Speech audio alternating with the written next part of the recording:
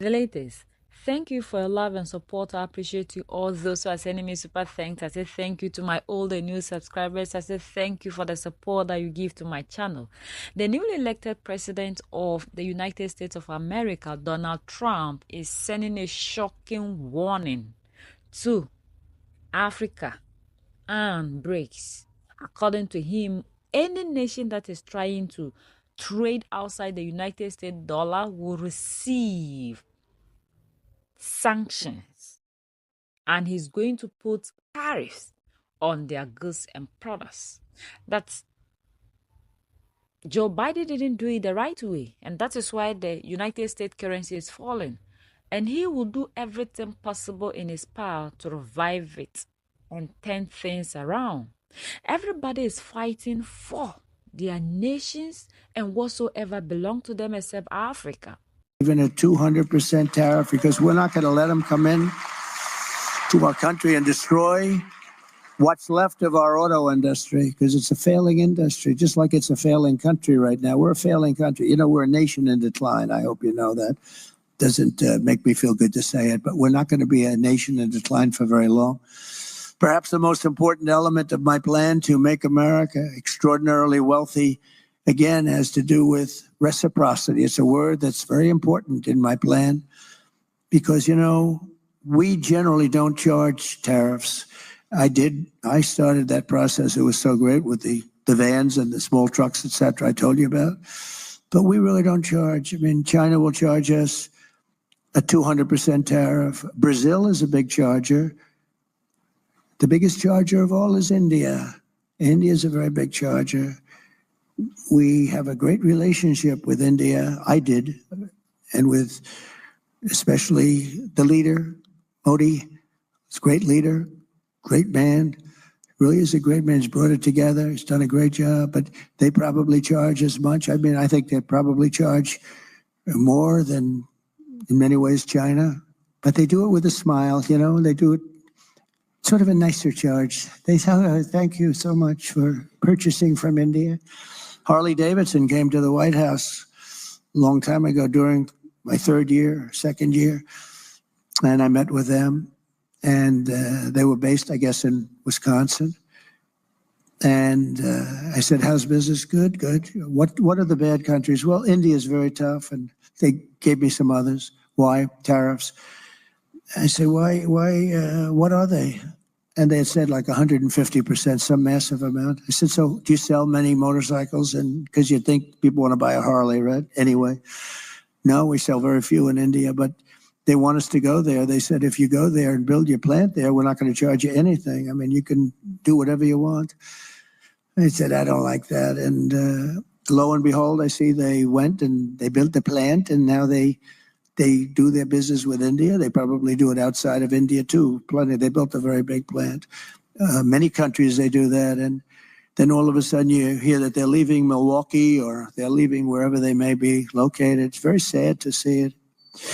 And it's so simple. I mean, you know, this isn't like Elon with his rocket ships that land within 12 inches on the moon where they wanted to land. Or he gets the engines back. That was the first I realized. I said, who the hell did that? I saw engines about 3-4 years ago. These things were coming, cylinders, no wings, no nothing. And they're coming down very slowly, landing on a raft in the middle of the ocean someplace with a circle. Boom. Reminded me of the Biden circles that he used to have, right? He'd have 8 circles and he couldn't fill them up.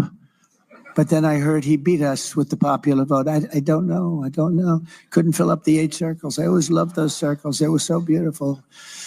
They were so beautiful to look at. In fact, the person that did them, that was the best thing about the level of that circle was great. But they couldn't get people, so they used to have the press stand in those circles because they couldn't get the people. Then I heard we lost. Oh, we lost.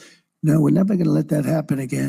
Russia, till last year, their main economic partner were Western countries. After this Ukraine conflict, वो रास्ता उनके लिए बंद हो गया. So mostly what is Russia doing? Russia is turning more and more towards Asia. towards other parts, towards Africa, etc., but mostly Asia, because Asia is very big. So if you see our own trade, our trade before the Ukraine conflict every year was about 12, 13, 14 billion dollars. Our trade last year was 40 billion dollars. So what will happen is that you will see the Asian economies becoming more the partners, and obviously, because China is the biggest Asian economy, it will show up out there. But I think we should not, worry too much about what they are doing with other countries. We should keep our own relationship with Russia going and see how the interests of the Indian people is best served. Because, see, please understand one thing. Today we say foreign policy, and rightly. But decision we make on foreign policy, it affects your life every day. How much petrol you pay, the price of the petrol you make is decided on whether we do a good foreign policy or not. If we had not done a good foreign policy, your petrol price would have been very much higher. And your cooking oil price would have been very much higher. The next iPhone you buy will be very much higher. So today, what we do with other foreign partners actually impacts your life. On what we will discuss at the Brics meeting, that we'll have to see, because there are many other issues, but there is no idea of a Brics currency, if I understood your point rightly. That currencies, to my mind, will remain very much a national issue for a long time to come. The substantive part of trade and economic exchanges and discussions that have been a part of Brics discussion have so far, in a major way, focused on how to increase trade in respective national currencies, which, writing for the Mint, you would know, is considerably different from a common currency concept. Again, you would know that the common currency discussions have several prerequisites before you can even talk about a common currency framework. The discussion framework in Brics, the substance of that discussion framework in Brics, have focused principally on currency within the national trade within the national currency, and not the other elements.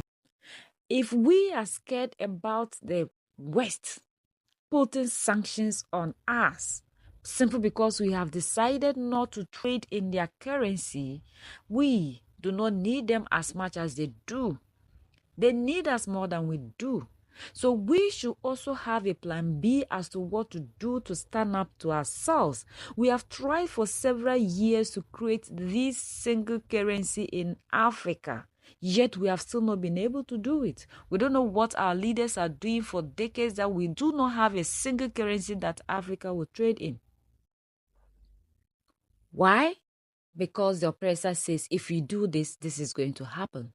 Brics has gone ahead to do it. And if we are scared that we are weak and we can't do it on our own with the sanctions they are talking about, then the best place is to run to Brics, join them, so we can have the liberty to do whatsoever that we want to do.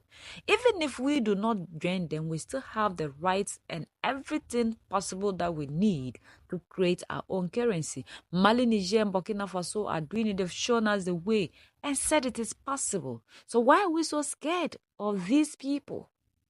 Why can't we have our own currency or stand up to ourselves, and we have to always depend on these people?